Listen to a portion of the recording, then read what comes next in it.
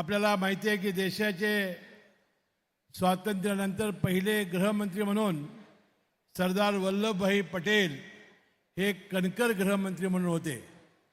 त्यांनी देशाला स्वातंत्र्य मिळाल्यानंतर त्यांनी संस्थानं खालसा केली आणि देश एक करण्याचं काम केलं। अशाच प्रकारचं सरदार वल्लभभाई पटेल नंतर एक तगडा गृहमंत्री या देशाला मिळाला की जो आपल्या कोल्हापूरचा जावाई आहे, याला आपला सर्वांचा अभिमान असला पाहिजे। आणि म्हणून ज्याचा उल्लेख मुख्यमंत्री महोदयांनी केला, ही सहकाराची पंढरी आहे आणि सहकाराचे अनेक निर्णय आज अमित शाह साहेब जाहीर करणार आहेत, अशा प्रकारच्या भावना व्यक्त केल्या। मी 45 वर्ष या सहकाराशी जुळलेला आहे।